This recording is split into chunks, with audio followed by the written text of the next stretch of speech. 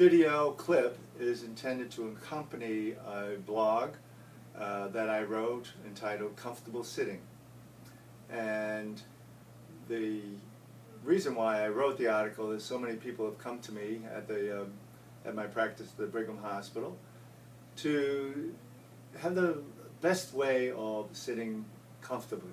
So the challenge is that most people will tend to slouch, and as you are on a computer, you'll get the slouch posture and the forward head and the tilted chin. And this may feel very familiar. To see it more clearly, you're round, the ribs drop, you're looking forward, chin goes up, the arms go up to be on the keyboard. And after a while, there's shoulder pain, neck pain, common source of headaches, stress, fatigue, loss of focus. So for a lot of people, the solution is, well, I want to sit up straight. So I want to pull my chest up, and I pull my shoulders back and pull my head back. And you can see that's pretty straight. And you may or may not be able to hear my voice. I am working, I'm not breathing as deeply because the muscles that allow for the expansion of the rib cage are too busy holding my shoulders in place. So most people will say, yeah, when I try to sit up straight, I get fatigued, and then I quickly go back into slouch mode. So there's a third way of doing it, and that is, instead of thinking, what do I do with my head and shoulders and ribs, so much as, what do I do with my pelvis? So you can see I'm giving you this feeling, or at least a look, of the pelvis rolling. And you may, if you had your hands on my knees, you would feel, or you could feel the pressure of my knees going forward. So now, instead of pulling my upper torso over a base that's behind me, I'm pulling the base underneath me. And in this configuration, you can see that my pelvis is moving, but the trick to this is that I'm not using my lower back. I'm not using all of the muscles, anti-gravity muscles. I'm simply rocking my hip forward. Now when I teach this, I simply teach it in this way. Leg weighs something.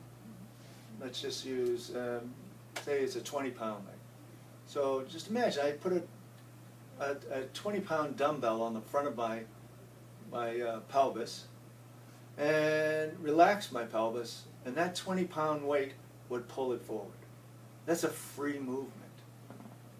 So when I do this in terms of your practicing, you'll notice that if I looked over one shoulder, the opposite knee just automatically goes down. So that's how I get people to make that connection, that lifting of the ribs and the dropping of the knee go together. Now you don't have to turn.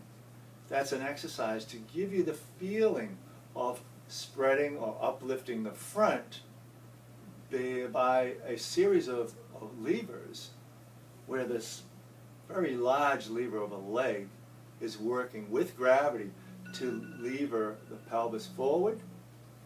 And now the ribs go up, and when the ribs go up, my shoulder blade is freer to slide down the back. So that is what I call leg back sitting. If your body can't configure to that because of a knee problem, or maybe there's a wall or something behind you, another option is what I call horseback rider. So put a nice full-size horse, and we're going to ride that horse. So it's the same idea. Once your knees are this far apart, it's easier, because there's nothing in front of your pelvis, to roll. So here you're riding the horse. So from that position, as you get comfortable relating the movement of your knees, the movement of your thighs, the movement of the pelvis, the relaxing of the spine as it becomes supported by that, you can gradually put on thinner and thinner hosses until you get a hoss that will allow you to put a skirt on for at least half the population, and you could wear a skirt and then be sitting totally straight. You're rolling your pelvis forward, you're free to move. There's the least amount of tension that you can have for your neck, your shoulder, the upper back, the lower back, and it's very sustainable over long periods of time. So that is an alternative to what we call functional sitting, or an alternative to sitting, which we call a more functional, more comfortable way of sitting that will allow you to sit in that position for a longer period of time.